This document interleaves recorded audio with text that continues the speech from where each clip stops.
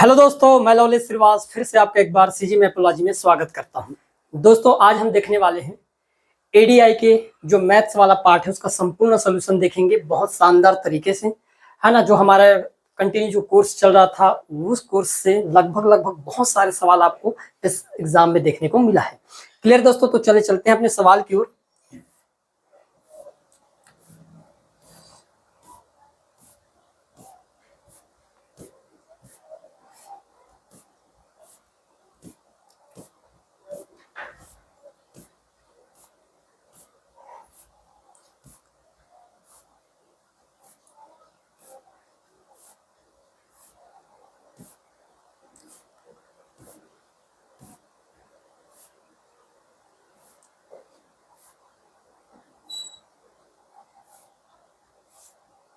ये रहा अपना एप्टीट्यूड टेस्ट वाला पार्ट्स, ठीक है। यहाँ के जितने भी सवाल हैं उन सभी सवालों को हम बारीकी से देखने वाले हैं। तो पहला सवाल ये था कि भाई नीचे दिए गए प्रत्येक प्रश्न में कथन के बाद तीन धारणाएं दी गई हैं। आपको कथन और निम्नलिखित धारणाओं पर विचार करना है और तय करना है कि कौन सी धारणा कथन में निहित है। फिर तय करें कि उत्तर ए, बी, सी तथा डी में से कौन सा सही हो सकता है।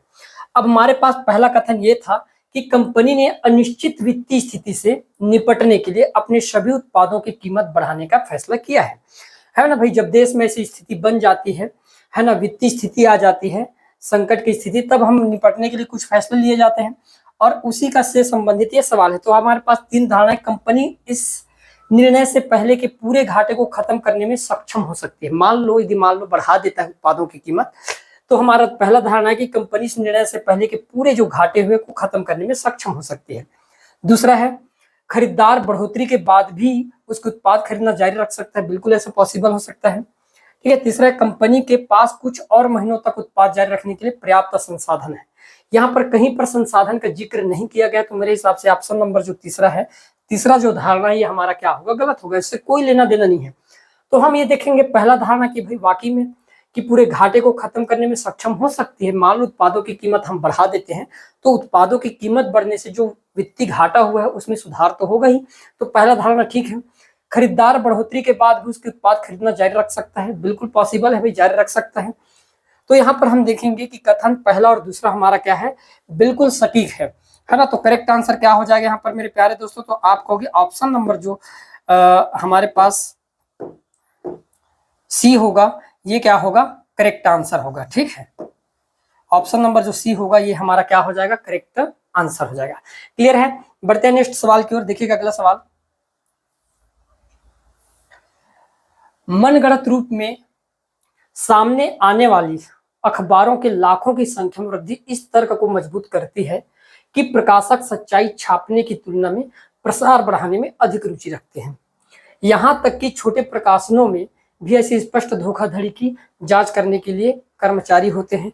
अब धारणा यह है कि अखबारों में मनगढ़ंत कहानियों का उजागर होना एक हालिया धारणा है, ठीक है। दूसरा है कि अखबार में छपा हर विवरण तथ्यात्मक रूप से सत्यापन योग्य होना चाहिए। तीसरा है बड़े प्रकाशनों की तुलना में छोटे प्रकाशनों के लिए तथ्य जांच अधिक व्यापक होना चाहिए। समाचार पत्रों के प्रकाशक ही वे लोग होते हैं जो यह तय करते हैं कि अपने समाचार पत्र में क्या छापना चाहिए। तो हमारे लिए सटीक ये है कि जो ऑप्शन नंबर जो दूसरा, अखबार में छपा हर विवरण तथ्यात्मक रूप से सत्यापन योग्य होना चाहिए, है ना, तभी इसकी सटीकता क्या होगी, बनी रहेगी। मनगढ़ंत कहानी जो छापते हैं उस पर थोड़ा बहुत तो अंकुश लग सकता है। तो हमारा करेक्ट आंसर क्या होना चाहिए मेरे प्यारे दोस्तों? तो आप कहोगे ऑप्शन नंबर जो दूसरा होगा ये हमारा क्या होगा, करेक्ट आंसर होगा। क्लियर है? देखिएगा अगला सवाल। अच्छा, यहाँ पर हमारे पास ये भी दे रखा था क्या, देखते हैं। केवल एक निहित है, केवल दो निहित है, केवल तीन निहित है और केवल चार निहित है। तो हमारे पास ऑप्शन नंबर जो बी होगा, केवल दूसरा ही क्या है यहाँ पर, निहित है। क्लियर है? देखिएगा अगला सवाल, पिता की आयु उसके दोनों पुत्र की आयु के योग से दुगनी है बोला गया है। ध्यान समझना, यहाँ से एप्टीट्यूड चालू हो रहा है, मैथ्स का सवाल चालू हो रहा है और मैथ्स इस बार इतना सरल आया कि कोई लिमिट ही नहीं रहा, है ना। बहुत सरल दिया गया है। बोला गया कि पिता की आयु उसके दोनों पुत्र की आयु के योग के से दोगुनी है बोला गया है, ठीक है। 20 वर्ष पश्चात उसकी आयु अपने दोनों पुत्र की आयु के योग के बराबर हो जाती है पिता की वर्तमान आयु क्या है। अब मैंने ये कहा कि भाई इतना तो तय है कि 20 वर्ष पश्चात जो भी आयु होगा पिता की आयु उसके दोनों पुत्र की आयु की क्या है, दुगनी है। अब ध्यान समझना मेरी बात, यहाँ पर मैं ये बोलना चाहता हूं कि मान लो मैं ये कहूं कि भाई मान लेते हैं पुत्र उसके पास ये है, पहला पुत्र और ये दूसरा पुत्र, ठीक है, और ये उनके क्या है, पिता। ध्यान समझना मेरी बात। अब पिता की क्या बोला गया, पिता क्या है, उसके दोनों पुत्रों की आयु को योग से दुगनी है। यदि इन दोनों का योग 1 है तब पिता की आयु कितना होना चाहिए, तो हम कहेंगे भाई दुगना तो होना ही चाहिए। होना चाहिए कि नहीं होना चाहिए। अब 20 वर्ष पश्चात उसकी आयु अपने दोनों पुत्रों की आयु के योग के बराबर हो जाती है, बोला गया है। अब सिंपल सी बात है, पिता की उम्र 20 साल ही बढ़ेगा, केवल बढ़ेगा कि नहीं बढ़ेगा, ठीक। तो आप कहोगे कि पुत्र की आयु चूंकि 2 पुत्र है तो 20-20 साल कितना बढ़ जाएगा, आप कहोगे 40 साल बढ़ेगा। और बराबर हो रहा है, इसका मतलब मैं ये समझ गया कि इन दोनों में डिफरेंट कितने का है, तो मैं समझ गया 1 का डिफरेंट है, और 40 और 20 में डिफरेंट कितने का है, तो हम कहेंगे 20 का डिफरेंट है, ठीक है। कितने साल का, 20 साल का डिफरेंट है। उस हिसाब से देखा जाए तो पिता कितने साल का होगा, तो पिता की आयु जो है 20 दूनी कितने साल के बराबर हो जाएगा, 40 साल के बराबर। ऑप्शन नंबर क्या होगा मेरे प्यारे दोस्त, तो आप कहोगे ऑप्शन नंबर जो ए होगा ये हमारे यहाँ पर क्या होगा, करेक्ट आंसर हो जाएगा। आए समझ में। बढ़ते हैं नेक्स्ट सवाल की ओर, देखिएगा। अंतर व्यक्तिक पारस्परिक कौशल, ये आपके पास है ना, उसका है, संचार का है। यहां पर देखना सवाल, आर और एन के पास कुछ टाफियां हैं। जब आर एन को 30 टाफियां देती है तब एन के पास आर से दुगनी टाफी हो जाती है। परंतु जब एन अपनी टाफियों में से 10 टाफियों आर को देती है तब आर के पास एन से 3 गुनी टाफियां हो जाती है। तो आर और एन के पास टाफियों की संख्या क्रमशः क्या है, ये आपको क्या करना है, फाइंड आउट करना है। तो भाई हमने क्या बोले कि यहाँ पर जो ऑप्शन है, हम ऑप्शन के अकॉर्डिंग क्या करेंगे, सवाल को डील करेंगे। यदि मान लो हम ये कहें कि यहां पर ध्यान समझना, मैं ये चाहता हूं कि मान लो 30 टॉफी इसको दे दिया जाए, है ना। 62 से यदि 30 निकालकर हम उसको दे देंगे तो कितना हो जाएगा, भाई 62 से 30 निकाल देंगे तो बचेगा कितना इसके पास, तो आप कहोगे 32 बच जाएगा। बच जाएगा कि नहीं बच जाएगा, बच जाएगा पहला ऑप्शन में। और यदि हम उसको 30 दे देंगे तो 34 और 30 कितना हो जाएगा, तो आप कहोगे भाई फिर तो 64 हो गया। यहाँ पर देखने पर लग रहा है कि भाई दुगना तो हो गया। क्लियर, यहाँ तक कोई नहीं है, ठीक है। यदि मान लो यहाँ से 10 टॉफी निकालकर 62 में डाल दूंगा तो ये हो जाएगा 72। अब 10 निकलेगा तो बचेगा कितना यहाँ पर, तो आप कहोगे फिर तो यहाँ पर बच जाएगा 24। अब आप कहोगे कि यहाँ पर दुगुना हुआ है और यहाँ पर कितना हो गया है, तिगुना हो गया है। तो मेरे प्यारे दोस्त आपका करेक्ट आंसर क्या हो जाएगा, ऑप्शन नंबर जो ए होगा मेरे प्यारे भाई, ये हमारा यहाँ पर क्या होगा, करेक्ट आंसर होगा। इस टाइप के सवाल के लिए यदि आप समीकरण बनाते रहोगे तो बनाते ही रह जाओगे, नहीं बना पाओगे, है ना। तो समीकरण नहीं बल्कि स्मार्ट अप्रोच होना चाहिए हर एक गणित बनाने के लिए। क्लियर है, तो आपका करेक्ट आंसर क्या होगा, ऑप्शन नंबर जो पहला 62 और 64, यही हमारा क्या होगा यहाँ पर राइट आंसर हो जाएगा। क्लियर है दोस्तों, बढ़ते हैं नेक्स्ट सवाल की ओर। देखिएगा अगला सवाल ये रहा, निम्नलिखित प्रश्न में कथन दिया गया है जिनके पश्चात 2 कार्यवाही क्रमांक 1 और 2 दिए गए हैं, ठीक है। निर्णय ले कि तार्किक रूप से कौन सी कार्यवाही की जाएगी। अधिकांश विकास योजनाएं कागजों में ही विकसित होती है। अब कार्यवाही है कि प्रभारियों को क्षेत्र कार्य का नियमित रूप से निरीक्षण करने का निर्देश दिया जाना चाहिए। ऐसे विभागों को कागज की आपूर्ति में कटौती की जानी चाहिए। अब हमारे पास यदि केवल एक ही कथन सही है, केवल 2 सही है, या तो 1 या तो 2 की जानी चाहिए, यदि ना तो 1 और ना ही दूसरा। अब हमारे पास क्या है, सवाल दिखना, अधिकांश विकास योजनाएं कागजों में ही विकसित होती है। कहने का मतलब है कि जितने भी अधिकांश योजनाएं बनाए जाते हैं वो कागज में ही क्या कर दिए जाते हैं, तैयार किए जाते हैं कि भाई ये हमारे पास समस्या है और इन समस्याओं को इस प्रकार से हम क्या कर सकते हैं, दूर किया जा सकता है। तो यहाँ पर कार्यवाही है कि प्रभारियों को क्षेत्र कार्य का नियमित रूप से निरीक्षण करने का निर्देश दिया जाना चाहिए। वाकई में जहां पर जरूरत है उन समस्याओं को निपटाने के लिए वहां पर जाए, है ना, वहां पर जाकर उसका निरीक्षण करे, उसके बाद ही वो नियम को क्या करे, लागू करे, तो ज्यादा बेटर रहेगा। तो इस हिसाब से ये तो ठीक है, कथन है हमारे पास, तो ये होना चाहिए, कार्यवाही होना चाहिए। ऐसे विभागों को कागज की आपूर्ति में कटौती की जानी चाहिए। तो बिल्कुल गलत है कि भाई जरूरी नहीं कि कागज की हम कटौती कम कर देंगे तो वहां पर ये नियम लागू होगा नहीं होगा, ये बिल्कुल तर्क संगत नहीं है, ठीक है। तो हमारा करेक्ट आंसर क्या होगा, यदि केवल एक ही की जानी चाहिए, यही हमारा सबसे क्या होगा, सटीक आंसर होगा, ऑप्शन नंबर पहला। क्लियर है दोस्तों, बढ़ते हैं नेक्स्ट सवाल की ओर। देखिएगा अगला सवाल, ये आपके पास संचार कौशल का है, कम्युनिकेशन का। अब यहाँ पर एक सवाल दिया गया है, ये वाला ध्यान समझना। अब बोला गया है यहाँ पर, एक मिनट, ये सवाल है और ये इसके ऑप्शन है, दिखाई दे रहा है सबको? ठीक है। अब देखिए यहाँ पर हमको निकालना क्या है, एक्स वाई जेड तीनों एंगलों का मान क्या करना था, फाइंड आउट करना था। अब हमने ये बोले कि भाई ध्यान समझना, यदि ये लाइन एक सरल रेखा है, यदि ये लाइन एक सरल रेखा तो आप कहोगे कि ये 70 डिग्री, तो यहाँ पर कितने डिग्री का कोण बन जाएगा, 100, है ना। ये 70 डिग्री है तो यहाँ पर कितने डिग्री का कोण बनेगा भाई, मैंने कहा ये 70 डिग्री का कोण है तो यहाँ पर सिंपल सी बात है 110 डिग्री का कोण। क्लियर है? हमको इतना पता है कि एकांतर कोण हमेशा बराबर होते हैं। एकांतर कोण किन्हीं दो कोणों का योग कितने के बराबर होता है, 180 के बराबर होता है। ये आपके पास 110 है, इसका मतलब ये वाला एंगल कितने के बराबर हो जाएगा, 70 के बराबर। और यदि हम इसकी बात करें, ये वाले कोण की बात करें, तो ये आपके पास 110 है तो ये वाला कोण भी किसके बराबर हो जाएगा, 70 डिग्री। ठीक है, उसी प्रकार सेम यहाँ पर भी आपके पास 110 डिग्री का कोण बन रहा है तो यहाँ पर बने हुए कोण कितने के बराबर हो जाएगा मेरे प्यारे भाई, 70 डिग्री। मतलब मैं बात करूं एक्स वाई और जेड, तो ये तीनों एंगल आपस में बराबर होंगे और सबकी वैल्यू 70 डिग्री के क्या हो जाएगा, बराबर हो जाना चाहिए। तो आपका करेक्ट आंसर क्या होना चाहिए, 70 डिग्री, 70 डिग्री और 70 डिग्री। ऑप्शन नंबर जो सी होगा मेरे प्यारे दोस्त, ये हमारा क्या हो जाएगा, यहाँ पर करेक्ट आंसर हो जाएगा। क्लियर है? देखिएगा अगला सवाल,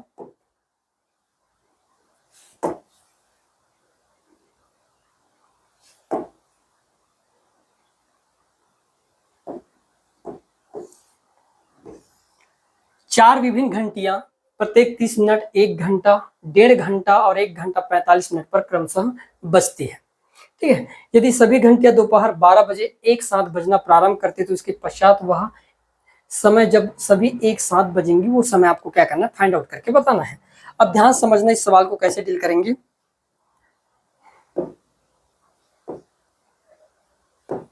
मैंने कहा 1 घंटा 30 मिनट को हम क्या आधा घंटा लिख सकते हैं भाई, लिख सकते हो आधा घंटा मतलब 1/2। 1 घंटा को मैं डायरेक्ट 1/1 लिख सकता हूँ, 1 घंटा कुछ नहीं मतलब 1 लिख दिया। 1.5 घंटा को 2 एकम 2 और 2 और 1 कितना हो जाएगा, आप कहोगे 3/2 लिख सकते हैं। 1 घंटा 45 मिनट को, 45 मिनट को लिखोगे कैसे, 1 घंटा और 45 और आवर में बदलेंगे तो 60 से भाग दे देंगे, तो आप 15 से काटोगे, 15 या 45 और 15 चौके 60, 4 एकम 4, 4 और 3 कितना हो गया, तो आप कहोगे 7/4 लिख सकते हैं।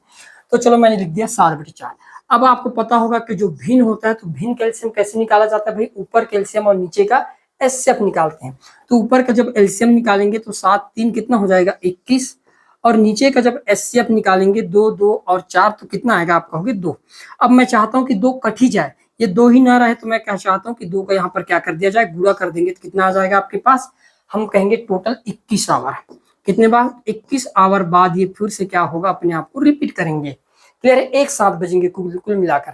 अब हम कहेंगे यदि मैं 12 को मान लो यहाँ से निकाल देता हूँ, 12 आवर को निकाल देंगे तो बचेगा कितना भाई, 21 आवर। मतलब क्या होता है, 12 को निकालने पर 9 आवर, मतलब 9 बजे 1 घंटी क्या होंगे, पुनः एक साथ बजना चालू हो जाएगा। ऑप्शन नंबर जो सी होगा मेरे प्यारे दोस्त, ये हमारा क्या होगा, करेक्ट आंसर होगा। क्लियर है? देखिएगा अगला सवाल। अब यहाँ पर सवाल दिया गया इस प्रकार से, बहुत सरल सवाल है, क्या ही बताऊं मैं। अब देखो 2pq प्लस pq1 और आंसर आ है q18। कोई भी बच्चा बता सकता है कि भाई एक में क्या जोड़े कि उसका योग 8 के बराबर हो जाए, तो हम कहेंगे भाई फिर तो 7 जोड़ना पड़ेगा। इसका मतलब q की वैल्यू किसके बराबर होना चाहिए, 7 के बराबर होना चाहिए। यहाँ पर सबसे पहले p और उसके बाद जो भी लेटर आएगा वो q आएगा। तो भाई 7 है कहाँ पर, तो मैं समझ गया कि 7 एक ही जगह है q के स्थान पर। दूसरा नंबर यही है ना q का, ये तो p का है। तो आपका करेक्ट आंसर क्या हो जाएगा मेरे प्यारे दोस्त, हम कहेंगे ऑप्शन नंबर जो डी होगा ये हमारा क्या होगा, यहाँ पर राइट आंसर हो जाएगा। ज्यादा जोड़ घटाना करने की जरूरत बिल्कुल नहीं है। क्लियर है? सिंपल आपको क्या करना है, सॉल्व करना है भाई। देखते हैं अगला सवाल।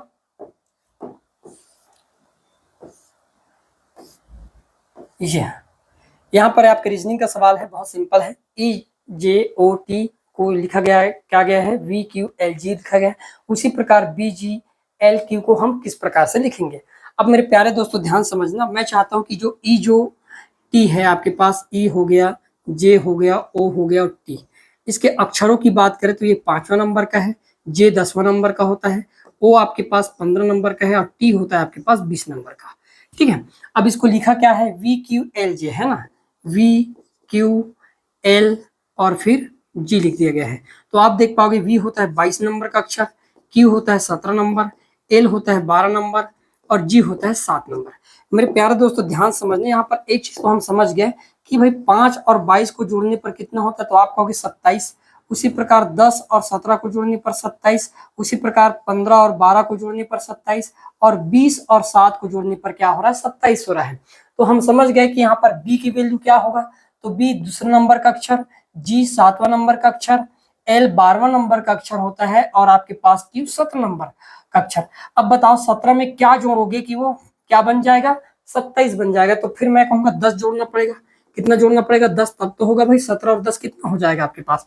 तो मैंने कहा 17 और 10 हो जाएगा मेरे पास 27 और 10 नंबर कौन से लेटर का होता है, तो मैंने कहा जे, मतलब लास्ट में जहां पर भी जे होगा वही आपका करेक्ट आंसर। एक ही ऑप्शन है, ऑप्शन नंबर सी, जहां पर लास्ट अंक आपके पास क्या है, जे है। तो करेक्ट आंसर क्या हो जाएगा, सी जो होगा दोस्तों, ये मेरा क्या होगा यहाँ पर राइट आंसर हो जाएगा। ऐसे स्मार्ट अप्रोच अपनाओगे एग्जाम में तब जाके आप सवाल बनाओगे, पूरे को डील करने की जरूरत नहीं है। सिंपली आपको देखना है कि भाई मुझे करना क्या है। यहाँ पर तो मैं तुरंत देखकर बता देता कि भाई जे का यदि मान लो यहाँ पर क्यू हो रहा है, तो यहाँ पर मैं नहीं मार सकता था क्या क्यू का जे होगा, मार सकता था आराम से। क्लियर है। देखिएगा अगला सवाल, यहाँ पर दिया गया है, कथन दिया गया है और उसके कुछ निष्कर्ष दिए गए हैं। पहला कथन यह है कि भाई कुछ फल फूल है। ओके चलो हम बना लेते हैं। ये आपके पास कुछ फल है और ये कुछ फल क्या हो सकते हैं, फूल भी हो सकते हैं। क्लियर है। फिर बोला गया कोई फूल नाव नहीं है। नाव नहीं है, चलो ठीक है, नाव को अलग कर देते हैं। फिर सभी नावें नदियां हैं, जितने भी नाव है वो क्या है आपके लिए, नदी है। इतना तो क्लियर है। अब ध्यान से देखना, कुछ फल नदी है, हमेशा याद रखना पॉजिटिव से निगेटिव तो आएगा नहीं, इसलिए यहाँ पर यह क्या हो जाएगा, गलत हो जाएगा। कुछ नदियां नावें हैं, कुछ नदी नाव हो सकता है ना, सभी नाव तो नदियां हैं। तो आपके पास कथन नंबर जो दूसरा है ये क्या है दोस्तों, करेक्ट है। कुछ नदियां फल है, ये भी गलत हो जाएगा आपके लिए। कुछ फूल फल है, कुछ फल फूल है, तो ये भी आपके पास क्या हो जाएगा, जो चौथा कथन है ये भी सही हो जाएगा। तो आपका करेक्ट क्या होगा, तो हम कहेंगे भाई हमारा यहाँ पर करेक्ट क्या क्या हो जाएगा, एक तो दूसरा और एक हमारे पास चौथा, ये दो ही कथन है जो आपका क्या है, करेक्ट है। क्लियर है। ऑप्शन की ओर बढ़ते हैं। ऑप्शन की ओर जब बढ़ेंगे तो हमारे पास है कि दूसरा और चौथा दोनों अनुसरण करते हैं। ऑप्शन नंबर जो सी होगा मेरे प्यारे भाई, ये क्या होगा आपका यहाँ पर करेक्ट आंसर हो जाएगा। क्लियर है। देखिएगा अगला सवाल,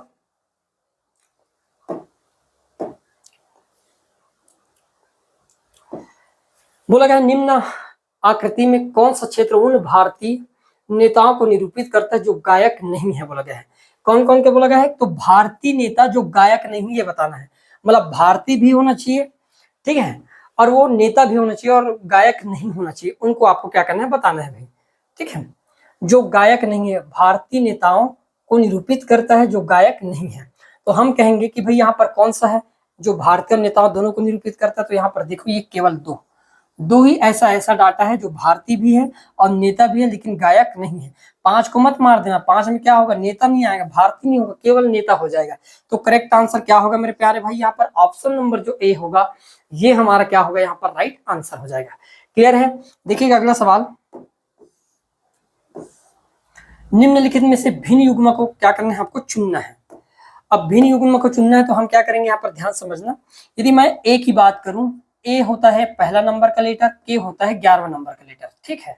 उसी प्रकार सी जो होता है तीसरा नंबर का लेटर होता है, एम होता है आपके पास 13वें नंबर का।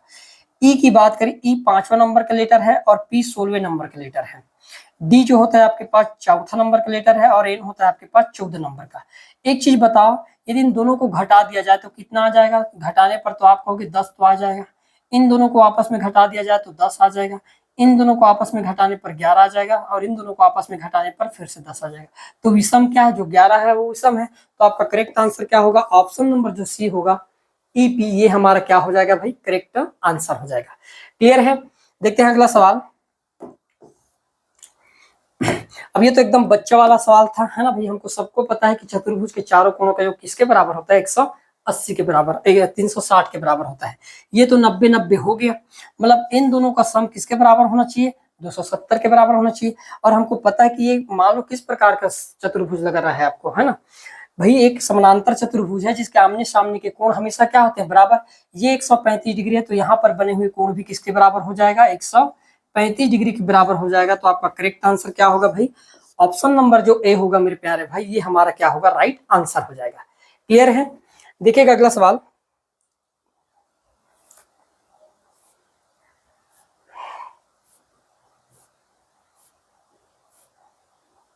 ये रहा।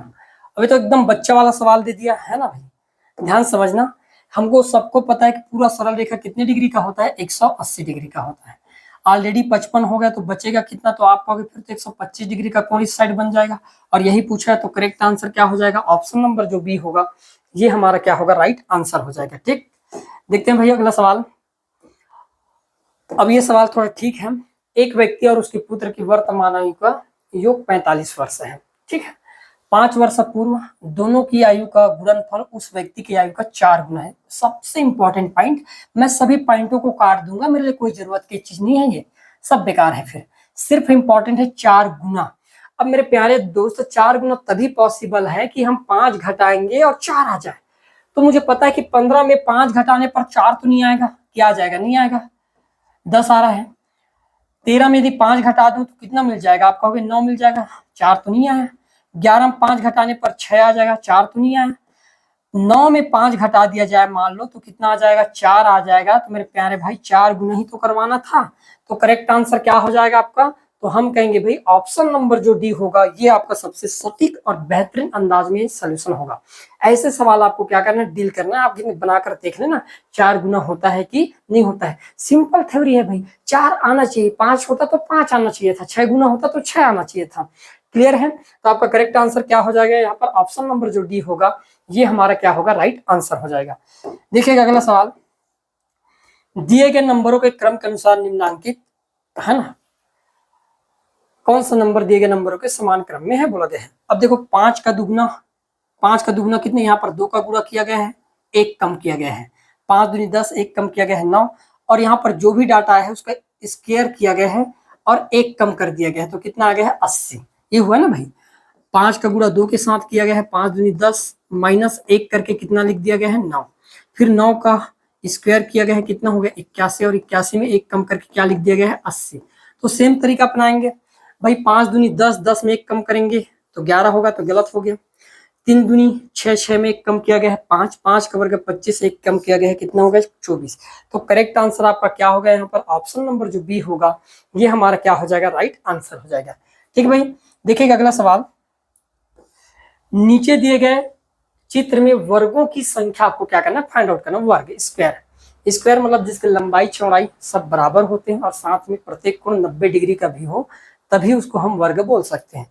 तो मेरे प्यारे दोस्त ध्यान समझना, जो अंदर में जो लाइन बना हुआ है, ये अंदर की लाइन की बात कर रहा हूं।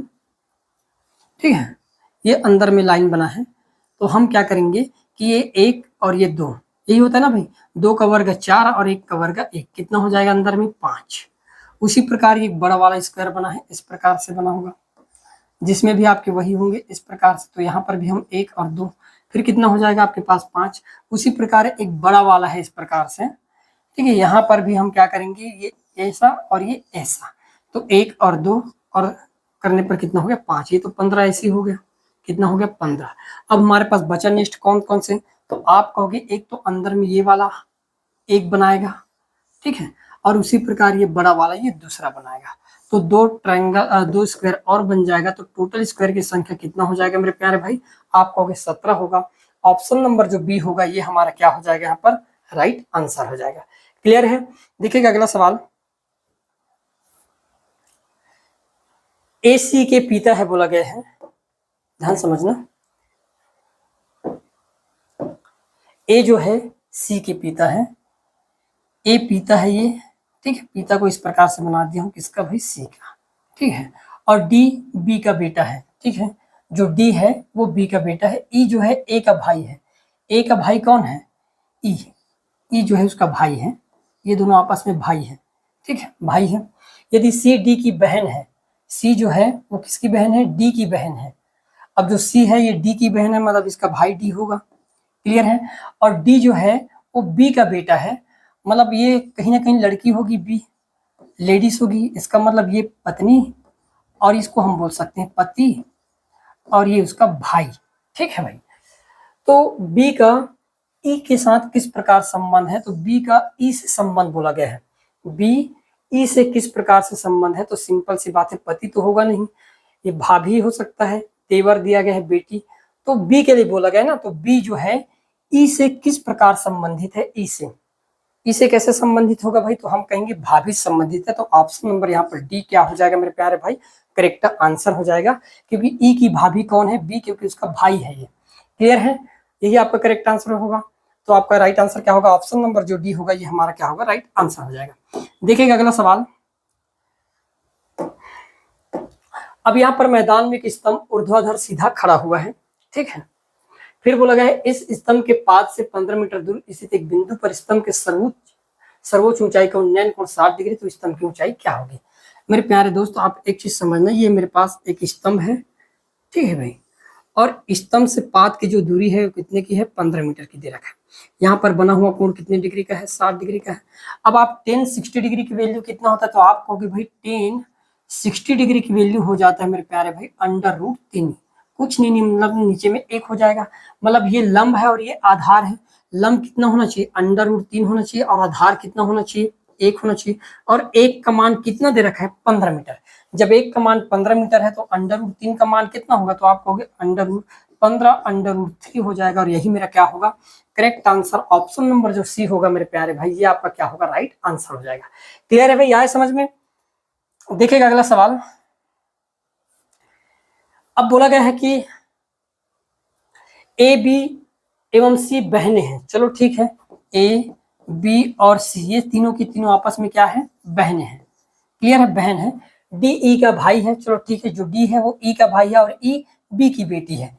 बी की बेटी कौन है, ई, और जो डी है वो ई का भाई है, मतलब ये भाई है, डी भाई है। ठीक है भाई, ये भाई है, ये बहन है, और उसकी माँ ये है, और ये उनकी बहनें हैं। ठीक है, तो बोला गया है कि ए जो है डी से कैसे संबंधित, डी से बोला गया है, तो डी से कैसे संबंधित होगा भाई, एक सिंपल सी बात है, मौसी है, माँ की बहन मतलब क्या होगा, मौसी होगा। और मौसी को यदि हम देखेंगे तो बहन, ममेरी, चचेरी बहन तो नहीं बोलेंगे, भांजी भी नहीं बोलेंगे, चाची यहाँ पर अंग्रेजी में आंट दिया गया है, मतलब मौसी को आंटी भी बोल सकते हैं, आंट भी बोल सकते हैं। तो आपका करेक्ट आंसर क्या होगा, ऑप्शन नंबर डी जो होगा मेरे प्यारे भाई, ये आपका क्या होगा, राइट आंसर हो जाएगा। क्लियर है। नेक्स्ट सवाल इसी प्रकार था कि 8, 12 और 15 का एलसीएम निकालना है। एलसीएम मतलब क्या होता है, वह छोटी से छोटी संख्या जो जिसको 8 भी काट सके, 12 भी काट दे और 15 भी पूरी तरीके से काट दे। तो हम क्या करेंगे, 8, 12 और 15 का जो एलसीएम होगा मेरे प्यारे भाई, हम सबसे पहले 15 को ले लेते हैं। 15 का 4 यहाँ पर बच गया है, और यहाँ से 2 बच गया है, तो कितना हो जाएगा, तो आप कहोगे 120 जो होगा ये उसका क्या होगा, एलसीएम होगा। ऑप्शन नंबर जो बी होगा ये क्या हो जाएगा, यहाँ पर करेक्ट आंसर हो जाएगा। क्लियर है। देखते हैं अगला सवाल। 20वीं सदी में कितने दिन है बोला गया है। अब 20वीं सदी की बात करें, मतलब 2020वीं सदी में, ठीक है, कितने दिन हो सकते हैं ये आपको बताना है। तो हमको पता है कि एक साल में टोटल 365 दिन होते हैं, होते कि नहीं होते हैं। अब भाई 20वीं सदी मतलब एक पूरा सदी की बात चला, मतलब पूरा 100 साल की बात है, इसका मतलब हम 100 का और पूरा कर देते हैं यहाँ पर। ये तो इतने दिन तो होंगे ही, मतलब कितने दिन की बात हो रहे हैं, इतना 36,500 दिन तो हो ही जाएगा ऐसी। ठीक है, अब कुछ लीप वर्ष भी पढ़ने वाला है, तो हम कहेंगे कि भाई चूंकि 20वीं शताब्दी जो होता है ये किस प्रकार की लीप वर्ष है, तो ये शताब्दी लीप वर्ष भी पड़ता है। और जब शताब्दी लीप वर्ष पड़ता है तो शताब्दी लीप वर्ष में, एक शताब्दी लीप वर्ष में टोटल लीप वर्ष कितने होते हैं, 100 शताब्दी में, मतलब एक शताब्दी में, तो हम कहेंगे 25 लीप वर्ष का पड़ता है। क्या का लीप ईयर पड़ता है, 25 साधारण जो वर्ष होते हैं, जो शताब्दी वर्ष नहीं होते, उसमें 24 लीप वर्ष पड़ते हैं 100 साल में। लेकिन ये शताब्दी वर्ष होने के कारण 100 साल में कुल कितने लीप वर्ष पड़ेंगे शताब्दी, तो हम कहेंगे 25। तो 25 को और हम क्या कर देंगे, यहाँ पर ऐड कर देते हैं। अब जब 25 ऐड कर ही देंगे तो कितना हो जाएगा भाई, तो हम कहेंगे 36,525 दिन होंगे टोटल, और यही हमारा क्या होगा, करेक्ट आंसर हो जाएगा। ऑप्शन नंबर जो डी होगा मेरे प्यारे भाई, ये क्या हो जाएगा, यहाँ पर राइट आंसर हो जाएगा। क्लियर है। देखिएगा अगला सवाल। एक कपड़े की लंबाई, बहुत सरल सवाल है ना, एक कपड़े की लंबाई 2 मीटर और चौड़ाई 100 सेंटीमीटर है, उसका क्षेत्रफल, हमको पता है कि भाई 1 मीटर में कितने सेंटीमीटर होता है, तो 1 मीटर में होता है 100 सेंटीमीटर, होता है कि नहीं होता है। तो उसी प्रकार 2 मीटर में कितना सेंटीमीटर हो जाएगा, तो हम कहेंगे फिर तो 200 सेंटीमीटर हो जाएगा। और आपके पास चौड़ाई दिया गया है 100। एरिया का फार्मूला क्या होता है, तो आप कहोगे लंबाई गुणित क्या हो जाता है, चौड़ाई हो जाता है। इसका मतलब लंबाई हमने लिख दी 200 मीटर और चौड़ाई लिख देंगे 100 मीटर, तो गुणा करने पर कितना हो जाएगा, ये 2 और 4 जीरो लग जाएगा। ठीक है, तो 20,000 वर्ग जो सेंटीमीटर होगा, ये हमारा क्या होगा, करेक्ट आंसर ऑप्शन नंबर जो बी होगा मेरे प्यारे दोस्त, ये हमारा क्या होगा यहाँ पर राइट आंसर हो जाएगा। क्लियर है भाई। देखिएगा अगला सवाल। एक व्यक्ति वर्ष 2000 में 50,000 वार्षिक वेतन में कार्य शुरू करता है। कब, 2000 में।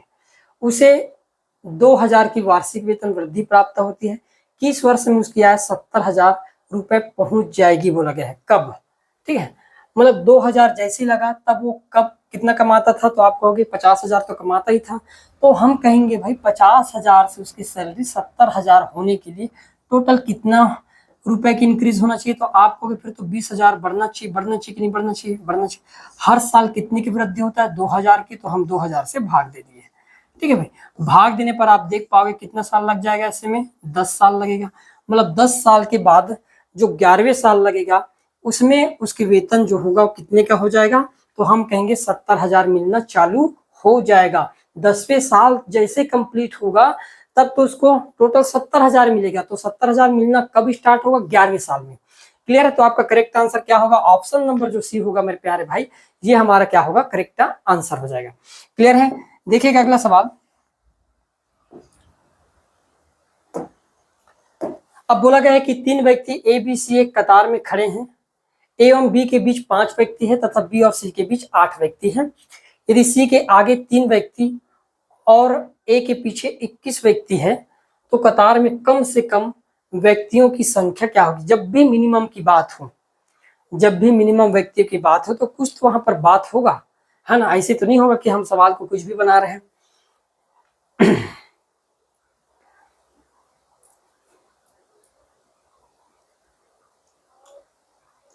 अब 2 तरीके से बना सकते हैं। मान लो यदि मैं ए को सामने रख दिया कि भाई 3 व्यक्ति ए बी सी एक कतार में खड़े हैं, ए एवं बी के बीच 5 व्यक्ति हैं। मान लो यहाँ पर ए होगा तो 5 व्यक्ति यहाँ पर होगा, तब किसका नंबर आएगा, बी का आएगा। और फिर बोला गया है बी और सी के बीच कितने व्यक्ति हैं, 8 व्यक्ति हैं। अब जरूरी कि सी इधर ही हो, ऐसा हो सकता है क्या पॉसिबल, ऐसा तो नहीं है। हम मान लेते हैं कि यदि मान लो इसको इस प्रकार से आगे कर देंगे ऐसे, तो आप कहोगे तो सी भी तो यहाँ पर आ सकता है ना। अब ये 5 हो गए, इसका मतलब ये 3 तो होना तय है। और यहीं पर बोला गया है कि भाई सी के आगे कितने व्यक्ति हैं, 3 व्यक्ति हैं, तो सी के आगे फिर 3 व्यक्ति होगा। तो कुछ इस प्रकार से हो सकता है कि भाई ये ऐसा हम 3 ऐड कर सकते हैं, और यदि ऐड करना चाहे तो। क्लियर है, ठीक। अब हम ये कहेंगे कि अब ए के पीछे 21 है, मतलब टोटल यहां से यहां तक जो भी लाइन होगा यहाँ पर तो 21 होंगे ही, ए को मिलाकर 22वां हो गया। ठीक है, 22 और 3 कितना हो जाएगा, तो मैंने कहा 25।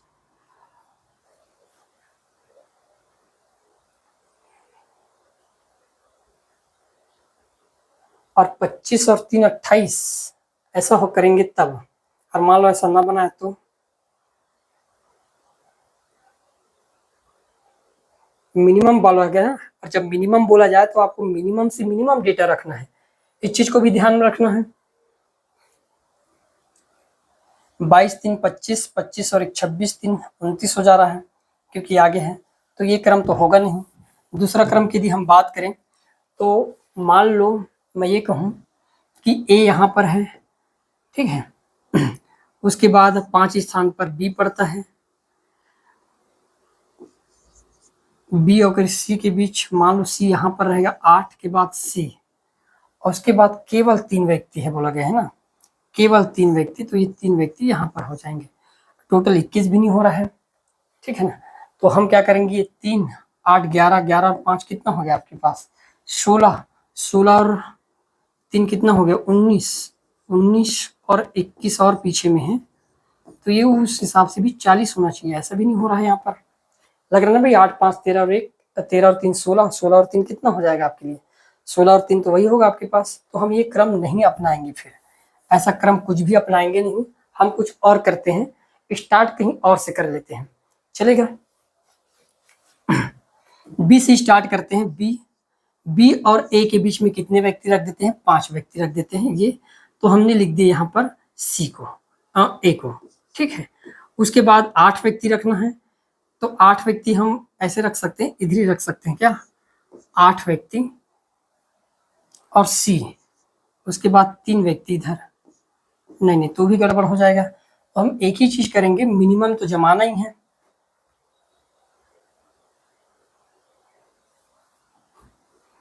ए को सबसे पहले रखते हैं, ठीक है।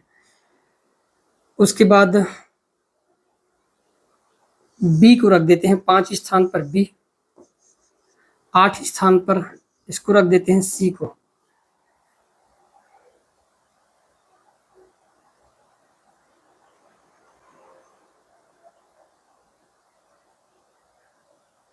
ठीक है, सी को 3 स्थान रख दिए और हम डाल देते हैं कि इसके पीछे टोटल 21 व्यक्ति हैं।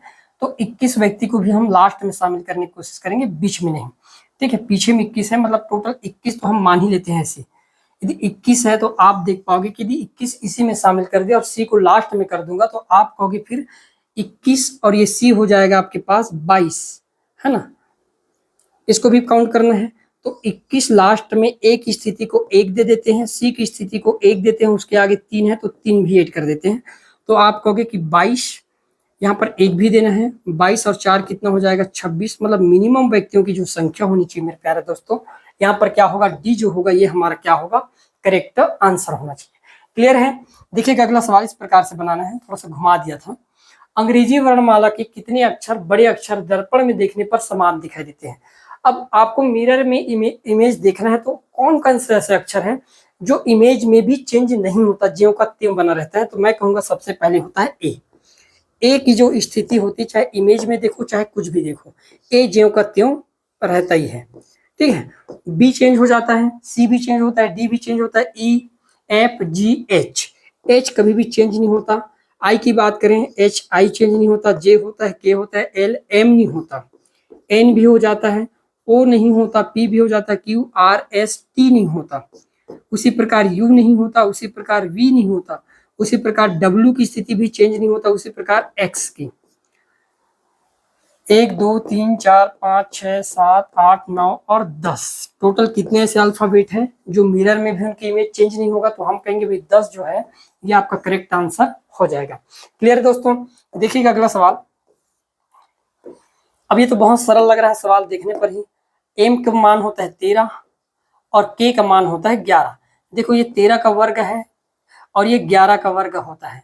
उसी प्रकार जे का होता है 10 और एच का होता है आपके पास 8। तो 10 का वर्ग क्या होना चाहिए 100 और 8 का वर्ग क्या होना चाहिए 64। तो करेक्ट आंसर क्या होना चाहिए 100/64 जो होगा, ऑप्शन नंबर जो बी होगा मेरे प्यारे दोस्त, ये आपका क्या होगा राइट आंसर हो जाएगा। क्लियर है। देखिएगा अगला सवाल। एक वर्गाकार घास मैदान की भुजा 15 मीटर है, ठीक है। इसके एक कोने में स्थित खूंटी से एक घोड़ा 5 मीटर लंबी रस्सी से बंधा हुआ है। घोड़े द्वारा घास चर सकने वाले वर्गाकार मैदान का क्षेत्रफल क्या करना है, ज्ञात करना है। अब भाई सिंपल सी बात है, हमारे पास एक वर्गाकार मैदान दे रखा है, इस प्रकार से दे रखा है, जिसके एक कोने पर यहाँ पर खूंटी से एक गाय बंधा जो 5 मीटर रेंज को चरना है। तो भाई वो घूम घूम के चलेगा, इस प्रकार से चलेगा कि नहीं चलेगा? सिंपल सी बात है। इसके लिए त्रिज्या 5 मीटर ये हो जाएगा और यहाँ पर भी त्रिज्या 5 मीटर और यहाँ पर बने हुए कोण कितने डिग्री का 90 डिग्री का। इसका मतलब जो भी एरिया चलेगा वो होगा, हमारे पास फार्मूला क्या होता है, तो आप कहोगे पाई आर के स्क्वायर थीटा अपान 360 डिग्री के बराबर होता है कि नहीं होता है? पाई का मान पहले रख देना है 3.14 गुणित आर का मान 5 है तो 5 का वर्ग 25 और थीटा का मान 90 और 360 से क्या कर देंगे भाग लगा देंगे।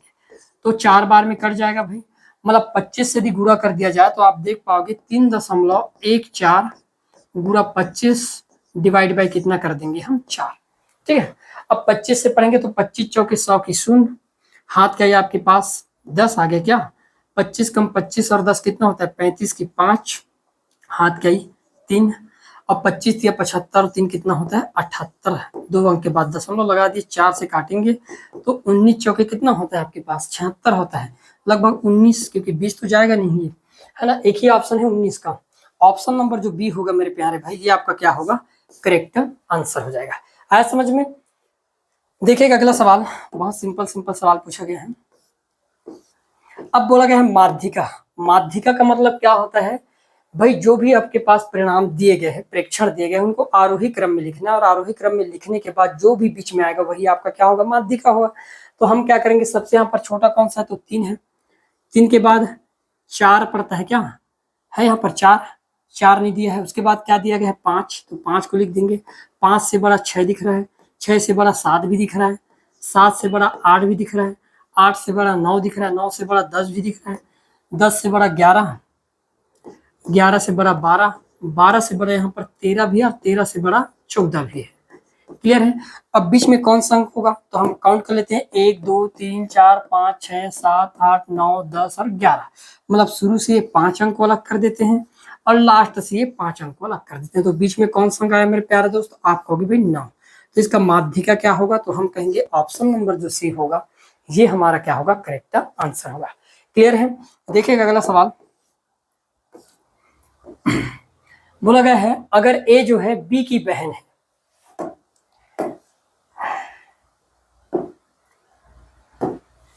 ए जो है बी की बहन है, ये बहन है किसका भाई बी का, ठीक है। सी बी की माता है और सी जो है माँ है, ये माँ है, तो इन दोनों के माँ होंगे। डी जो है सी का पिता है, सी का पिता कौन है डी, मतलब नाना हो गया इनका, है ना। ई डी की माता है, ई जो है वो डी की माता है, इनकी भी माता है ई। तो ए डी से कैसे संबंधित, हमको सिंपल इतना बताना है कि ए और डी से, तो ए जो है डी से कैसे संबंधित है भाई, तो डी से क्या संबंध है इसका, तो हम कहेंगे भाई डी से संबंध मतलब पोती है, क्या है पोती, ठीक है। तो आपका करेक्ट आंसर क्या होना चाहिए, हम कहेंगे भाई ऑप्शन नंबर जो बी होगा मेरे प्यारे भाई, ये आपका क्या होगा राइट आंसर। क्लियर है? देखिएगा अगला सवाल, निम्नलिखित चित्र में छायांकित एवं अछायांकित भाग का क्या ज्ञात करना है क्षेत्रफल। इसको तो बच्चा बता सकता है, ये 1 पार्ट 2 पार्ट्स 3 पार्ट्स है ना, ये सिंगल एक पार्ट, तो इन तीनों पार्ट का क्षेत्रफल सिंपल सी बात है 75% होगा, और ये एक पार्ट है तो इसका मान कितने के बराबर होगा 25% के बराबर होगा। सबसे पहले छायांकित बोला गया तो 75-25 का रेशो आना चाहिए। करेक्ट आंसर क्या हो जाएगा भाई 25% और 75%, यही हमारा क्या होगा राइट आंसर हो जाएगा। एक चतुर्भुज के कोण दिया गया है 1 2 3 4 के अनुपात में, तो प्रत्येक कोण का मान ज्ञात करना, जोड़ लेते हैं। हमको पता है कि चतुर्भुज के चारों कोण का योग कितने के बराबर होता है 360 के बराबर। 1 और 2 3 3 6 6 6 4 कितना हो गया 10, और 10 का मान किसके बराबर है 360 के बराबर है। तो भाई 1 का मान किसके बराबर होगा 36, जब 1 का मान 36 है तो 2 का मान 36 दूनी 72, 36 दिया 108 और 36 चौके 144, यही आपके पास एंगल होने चाहिए। यहाँ पर है भाई 36 72 108 और 44, ऑप्शन नंबर जो सी होगा मेरे प्यारे भाई, ये आपका क्या होगा राइट आंसर हो जाएगा। क्लियर है? देखिएगा अगला सवाल,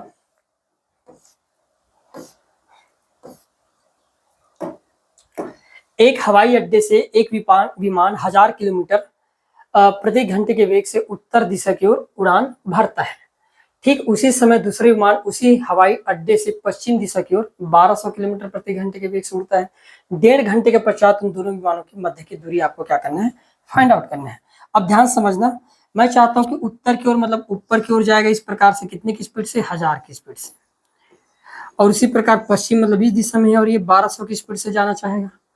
तो उन दोनों के बीच की दूरी पूछा गया, तो सिंपल सी बात है मेरे प्यारे भाई, ये 1 घंटा में 1000 चलता है तो 1.5 घंटे में 1500 किलोमीटर की दूरी तय करेगा कि नहीं करेगा। ये 1200 चलता है तो 12 का 1.5 गुना कितना हो गया, तो आप कहोगे 1800 किलोमीटर की दूरी तय करेगा कि नहीं करेगा। अब इन दोनों के बीच की दूरी बताना है, मतलब पाइथागोरस प्रमेय लगना है। सिंपल सी बात है, यहाँ पर 2 जीरो है, यहाँ पर 2 जीरो है, दिख रहा है ना भाई। स्क्वायर करके बाहर निकालेंगे, मतलब 100 तो बाहर आना तय है, तो मैं 100 को पहले ही बाहर कर दिया, ठीक है। अब 15 का वर्ग कितना होता है, तो आप कहोगे 15 का वर्ग होता है भाई 225, और आपके पास है 18 का वर्ग 324, जोड़ देंगे तो 100 तो बाहर ही रहेगा, क्या हो जाएगा, 100 बाहर रहेगा तो हम कहेंगे 225 और ये कितना हो गया आपके पास 549।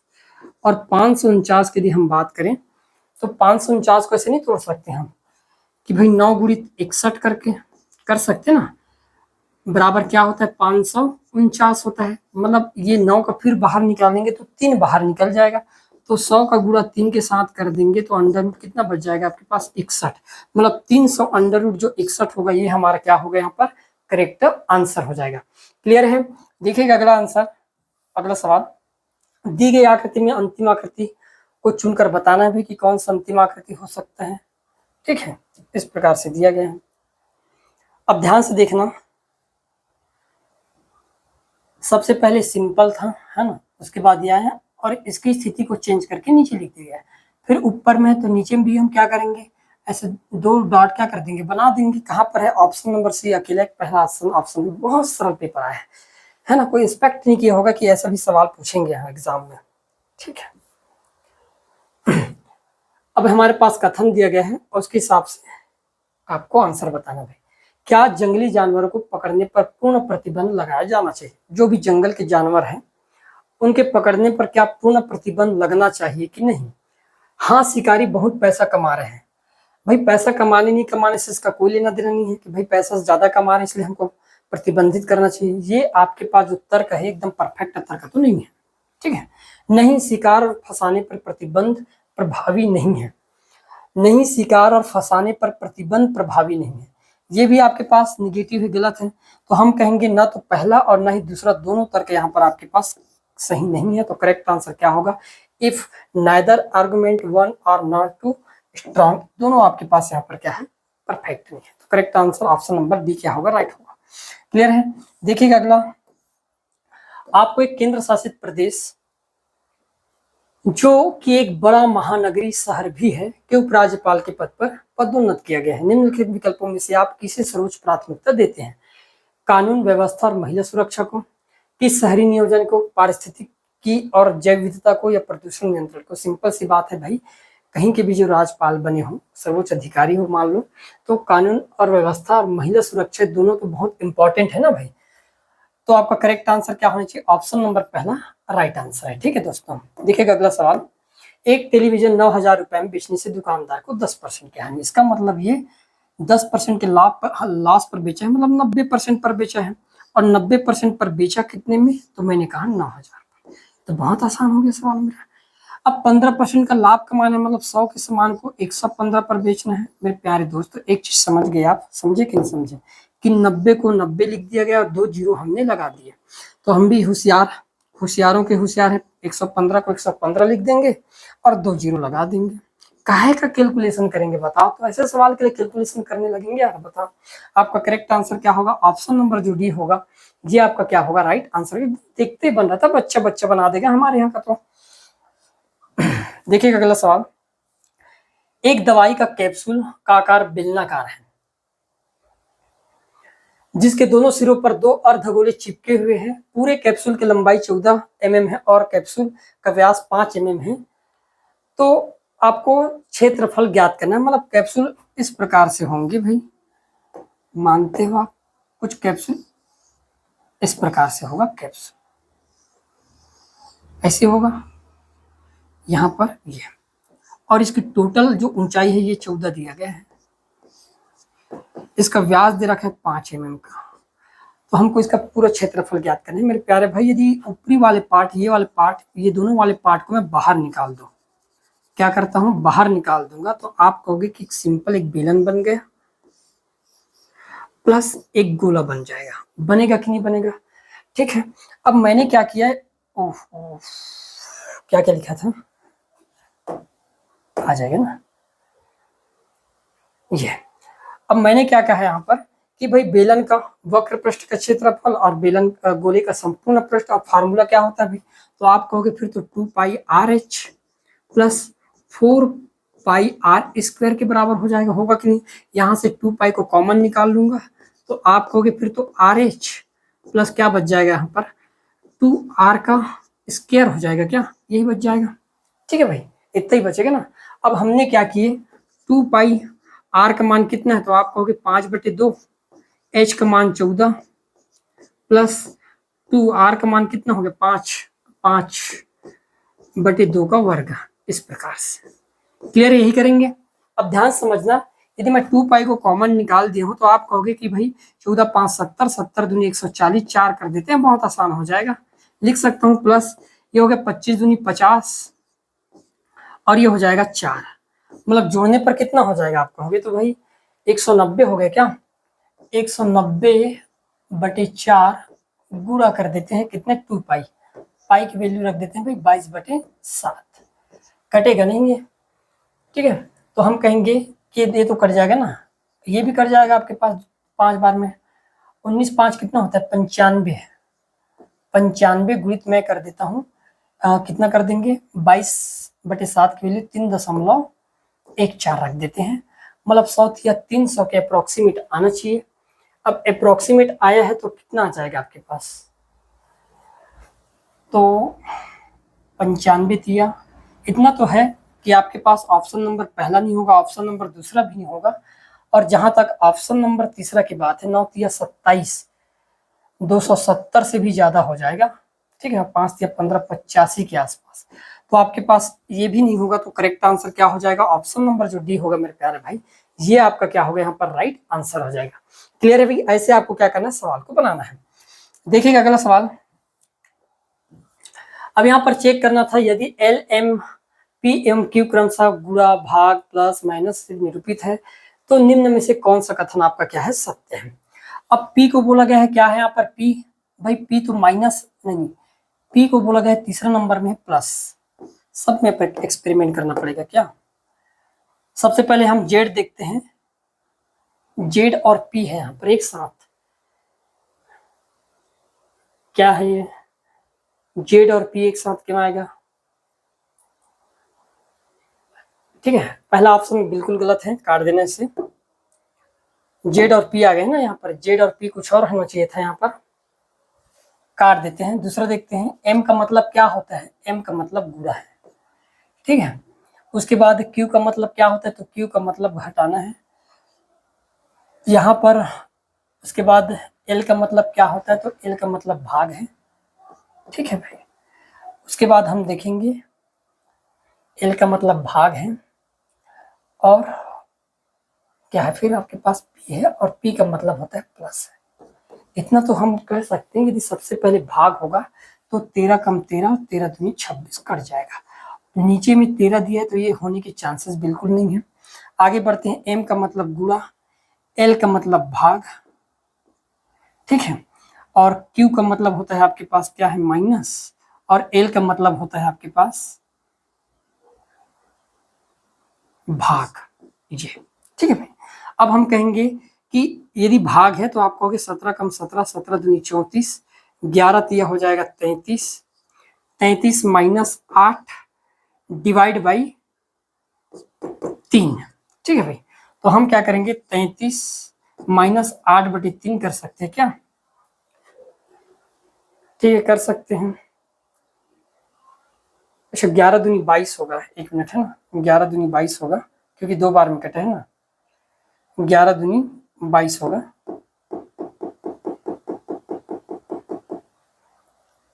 यहाँ पर हमने क्या किए हैं 17 कम 17, 17 दूनी 34 और 11 दूनी 22, माइनस का 8 और ये भाग में आ जाएगा 3, क्योंकि एल का मतलब क्या होता है भाग देना। 66 में 8 घट जाएगा डिवाइड बाई 3, तो भी इतना नहीं आएगा आपके लिए। पी का मान होता क्या है आपके लिए, पी का मान है भाई प्लस, एल का मान तो भाग देखेंगे, क्यू का मान कितना होता है, क्यू का मान 17, क्यू का मान माइनस होता है, और एम का मान होता है गुणा, गुणा करते हैं। अब 9 से 9 को भाग देंगे तो 1, ठीक है, 9 9 में 81, ओवरऑल डाटा आ गया 81, माइनस ये हो गया आपके पास 9 एकम 9, और 81 में 9 घटाएंगे तो कितना आ जाएगा आपके पास, 81 में 9 घटाएंगे तो 72, और एक प्लस में है 71, तो आपका करेक्ट आंसर क्या होगा, ऑप्शन नंबर जो डी होगा, ये यहाँ पर क्या होगा हमारा राइट आंसर होगा। क्लियर है, देखते हैं अगला सवाल।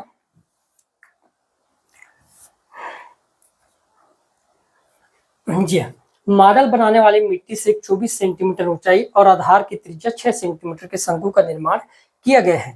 एक बालक ने इसे गोले में बदल दिया तो इस गोले की त्रिज्या, इसका मतलब शंकु का जो आयतन होगा और गोले का आयतन, ये दोनों आपस में क्या होंगे, बराबर होने चाहिए। अब शंकु के, मैंने कहा गोले का आयतन क्या होता है, तो आप कहोगे, ध्यान समझना, 4/3 पाई आर का क्यूब बराबर 1/3 पाई आर स्क्वायर एच होता है, यही है। तो हमने कहा 3 से 3 कैंसिल हो जाएगा, ये आपके पास 4 है ना, पाई से पाई कैंसिल हो गया। दोनों के आपके पास क्या है, त्रिज्या तो ज्ञात करना है, इसका त्रिज्या हमको दिया हुआ है ना, तो हमने क्या बोले यहाँ पर कि 4r का क्यूब बराबर कितना हो जाएगा, r का मान कितना दे रखा है यहाँ पर 6 सेंटीमीटर, 6 का 36 लिख देते हैं, इंटू h कितना दे रखा है 24, इसको गुणा 24 कर देते हैं, 4 से कट जाएगा कितने बार में, 4 छक्के 24 बार में, है ना। तो r का क्यूब मतलब हम लिख सकते हैं 36 को 2 पार्ट में तोड़ सकते हैं, 6 गुणी 6 और ये वाला 6, तो भाई यहाँ पर त्रिज्या कितने के बराबर होगा, 6 सेंटीमीटर के बराबर। दोनों का सेम आ गया क्या, आपका करेक्ट आंसर क्या होगा, ऑप्शन नंबर डी क्या हो जाएगा, करेक्ट आंसर होगा। क्लियर है। देखिएगा अगला सवाल, एक कंपनी अपने कामगारों को 14 से 12 में क्या करता है, घटाता है, 14 था घटाकर कितना कर दिया 12, फिर वेतन को बढ़ाता है 16 से कितना कर दिया 18 कर दिया। अब जो भी डेटा आएगा वो हमारे पास मजदूरी के रूप में आएगा, तो हम क्या करते हैं, इसको 4 से काट देते हैं, 4 से काटेंगे 4 चौक 16, 4 से कट जाएगा भाई 4 तिया 12, 2 से काट देंगे 7 बार में और 2 से काट देंगे 9 बार में, तो 7 चौक 28, अनुपात कितना हो जाएगा 9 तिया 27, मतलब कमी हो रहा है, 28 से 27 होने का मतलब है कमी। तो आपका करेक्ट आंसर क्या होगा, ऑप्शन नंबर जो डी होगा मेरे प्यारे दोस्त, ये हमारा क्या होगा, राइट आंसर हो जाएगा। तो इस प्रकार से रहा हमारा पास मैथ्स का 50 क्वेश्चन, है ना, और यदि हो सकते हैं देख लेते हैं। बोला गया है, कथन दिया गया है, सरकारी प्राथमिक विद्यालयों में नामांकित 25 से 35% छात्र विद्यालय नहीं जाते हैं, ठीक है, उनके अनुपस्थिति के कारणों का पता लगाया जाना चाहिए। ये बहुत सटीक चीज है कि भाई वाकई में नहीं आ रहा है तो क्यों नहीं आ रहे हैं, है ना, उनके ना आने का कारणों को जानना बहुत जरूरी है। तो ये आपके पास निर्णय पहला तो सही है, विद्यालय से नाम खारिज कर दिया जाना चाहिए, कुछ कारण भी हो सकता है नहीं आने का, तो हमें इसका मतलब ये तो नहीं कि खारिज कर देंगे, तो निर्णय यहाँ पर दूसरा गलत है, तो केवल निर्णय एक ही यहाँ पर सत्य है, ऑप्शन नंबर पहला क्या होगा, करेक्ट हो जाएगा। क्लियर है। तो ये रहा अपना मैथ्स के कुछ सवाल, है ना। उसके बाद इधर आपके कम्युनिकेशन के वगैरह के सवाल है, और सवाल है, और सवाल है, 1 मिनट यहाँ पर दिया गया है, और सवाल है क्या, हाँ ये यहाँ पर दिया गया है, यदि एक छड़ी का 3/10 भाग कीचड़ में, 3/5 भाग जल में और शेष भाग 5 मीटर जल की सतह से ऊपर है, तो छड़ी की लंबाई आपको क्या करना है, ज्ञात करना है। भाई ये 3/10 है, इसको मैं नहीं लिख सकता क्या, 2 का गुणा कर दूंगा तो ये 6/10 करके, पूरा छड़ी की लंबाई मैंने मान लिया 10, ठीक है, 10 में से 3 भाग कीचड़ में, ओके, 10 में से 6 भाग जल में, तो भाई यदि मैं 6 और 3 भाग हो गए तो बचा कितना, 1 भाग, और 1 भाग का मान 5 क्या है, 5 मीटर के बराबर है। जब 1 भाग का मान 5 मीटर के बराबर, तो 10 भाग का मान किसके बराबर होगा, 50 मीटर के बराबर। ऑप्शन नंबर जो बी होगा ये हमारा क्या होगा, करेक्ट आंसर हो जाएगा। क्लियर है दोस्तों। देखते हैं अगला सवाल, यदि किसी सांकेतिक भाषा में ये दिया गया है को इतना लिखा गया 1 2 3 4 और दिनेश को इतना लिखा गया है, रमन को इतना और दिनेश को इतना, तो हमाम को कितना लिखा जाएगा बोला गया है।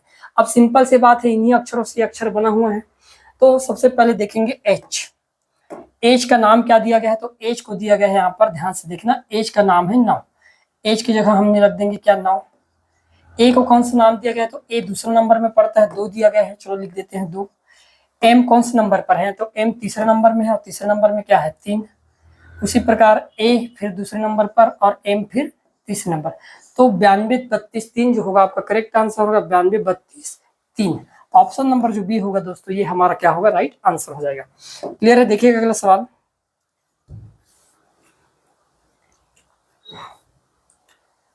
18,500 को एबीसी में इस प्रकार वितरित किया गया है कि ए को प्राप्त राशि बी से 25% अधिक है और बी को प्राप्त राशि सी से 20% अधिक है, तो सी को प्राप्त राशि ज्ञात करना है। अब ध्यान समझना, हम क्या करेंगे, एक तो ए, बी और सी है। बोला गया है कि ए को प्राप्त राशि बी से 25 अधिक है, मतलब ये 5 भाग होगा तो ये 4 भाग होगा, और सी से 20% अधिक है बी का, मतलब ये 6 भाग होगा और ये 5 भाग होगा। अब यहाँ पर 4 आगे बढ़ा देते हैं, 5 यहाँ पर आगे बढ़ा देते हैं, तो आप देख पाओगे 5 25, 6 चौक 24 और ये हो जाएगा 4 पंचे 20, इतना ही होगा ना। ये होगा एबीसी का। तो सी को प्राप्त राशि ज्ञात करना है। 25 24 49 49 और 20 कितना होता है, तो आप कहोगे 69, कटता है कि नहीं कटता है। 69 में हमको सी का मान निकालना है। 20 का टोटल अमाउंट कितने का है, 18,500 का है।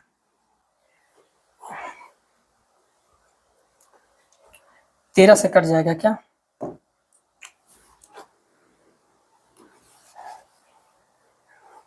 5 चौक 20, 4 छक्के 24, 5 25, ठीक है। सी से 20% अधिक है, ठीक है। अब हमें क्या करेंगे, यहाँ पर 69 किससे करता है, ये 23 से, 23 से तो कट जाएगा। ये कितने बार में कटेगा,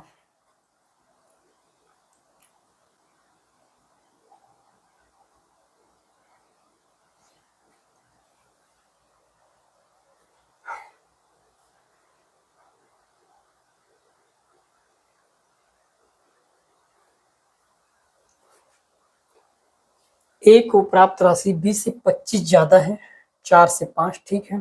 बी को प्राप्त राशि सी से 20 अधिक है, 5 से 6, ठीक है। 5 25, 6 चौक 24, 4 पंचे 20, टोटल 69 भाग, जिसमें से 20 भाग उसका है, ठीक है। अब मैं अप्रोक्सीमेट लगा सकता हूँ क्योंकि डाटा दूर दूर का है, ठीक है भाई, समझना मेरी बात।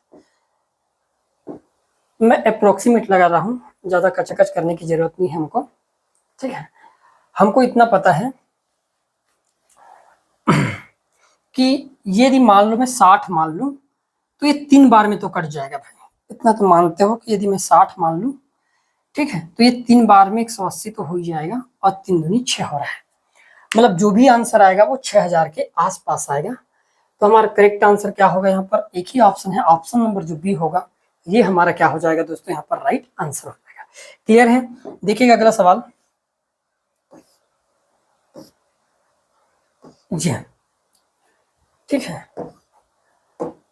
अब बोला गया है, एक बालक ने एक उपकरण 2500 में क्रय किया, 500 रुपया उस पर और खर्च किया, मतलब पड़ा कितना, उसको 2500 में खरीदा था, 500 रुपये बनवाने का फीस लग गया, मतलब टोटल 3000, और 3000 के सामान को बेच कितना में दिया, 3300 में, यही है ना भाई 3300 में। तो 0 से 0 काट दिया हमने, और ये कट जाएगा 10 बार में, और 3 से काटेंगे तो ये 11 बार में, एक एक अंक के बाद 0 लगा देंगे, तो 100% के सामान को बेच रहा है 110 पर, मतलब कितने परसेंट का लाभ हो रहा है, 10% का लाभ। बहुत सिंपल सवाल था। देखिएगा अगला सवाल। अब बोला गया है, यदि वह बुद्धिमान है तो वह परीक्षा उत्तीर्ण करेगा। उत्तीर्ण होने के लिए उसे बुद्धिमान होना चाहिए, वह परीक्षा में उत्तीर्ण होगा। यदि केवल धारणा 1 निहित है, यदि केवल धारणा 2 निहित है, अब जरूरी नहीं कि उत्तीर्ण होने के लिए एकदम बुद्धिमान होना जरूरी है, यदि वह बुद्धिमान है तो परीक्षा में उत्तीर्ण हो सकता है, लेकिन इसका मतलब ये नहीं कि केवल जो बुद्धिमान ही होगा वही केवल एग्जाम क्रैक करता है ना। और वह परीक्षा में उत्तीर्ण होगा, ये भी एकदम कथन है, तो यदि ना तो आपके पास जो डी है ना, हम ये भी बोल सकते हैं, लेकिन डी सबसे ज्यादा आपके पास ज्यादा लग रहा है कि दोनों कथन यहाँ पर गड़बड़ होगा। क्लियर है, देखिएगा अगला सवाल। 56 58 यहाँ पर कौन सा गलत है बोला गया है, तो देखो 56 में 2 जोड़ दिया गया है सबसे पहले, फिर उसके बाद 4 जोड़ दिया गया है, उसके बाद 8 जोड़ दिया गया, मतलब मैं समझ गया कि भाई दुगना करते जा रहा है, इसका मतलब आगे 8 दूनी 16 जोड़ना चाहिए था, और 70 में 16 जोड़ने पर 86 आता है, ना कि 84। तो आपका गलत कथन क्या होगा, ऑप्शन नंबर जो सी होगा दोस्तों, ये आपका क्या होगा, राइट आंसर हो जाएगा। क्लियर है, देखिएगा अगला सवाल। अब ये समानांतर लाइन है, और बोला गया है कि यहाँ पर कितने डिग्री, क्या पूछा गया है, 1 2 और 5 6, मतलब बहुत सरल सवाल है, कोई भी बच्चा बता सकता है कि 1 और 2 जो होगा ये टोटल 180 डिग्री का होता है, उसी प्रकार 5 6 भी टोटल 180 डिग्री का होगा। तो आपका करेक्ट आंसर क्या होगा, 180 180, ऑप्शन नंबर जो बी होगा दोस्तों, ये आपका क्या होगा, राइट आंसर हो जाएगा। क्लियर है भाई। अब बोला गया दिए गए गलत पद को आपको यहाँ पर फिर से क्या करना है, फाइंड आउट कर लेना है। अब ध्यान से देखना, यहाँ पर है 7, उसके बाद 11, फिर 13, फिर 15 है, फिर उसके बाद 19 है, और फिर हमारे पास 23। अब एक गलत पद है, तो इतना तो मैं समझ गया।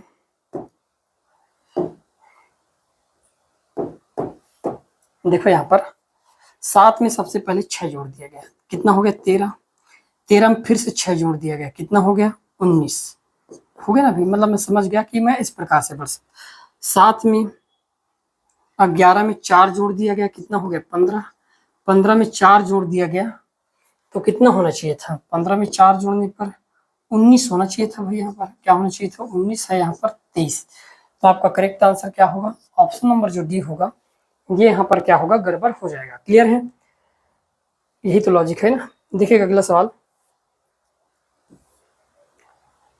यहाँ पर लुप्त पद है, उसको ज्ञात करना है। सिंपल सी बात है, 1 4 5 हो गया, 5 और 2 7, और भाई ये 7 का क्या है, स्क्वायर है। उसी प्रकार आप देखो 4 2 6 6 2 8, भाई ये 8 की स्क्वायर आपके पास 64 है, और ये आपके पास 13 का स्क्वायर दिख रहा है। इसका मतलब 5 2 7 हो गया, इसका मतलब यहाँ पर क्या आएगा, 6 आएगा।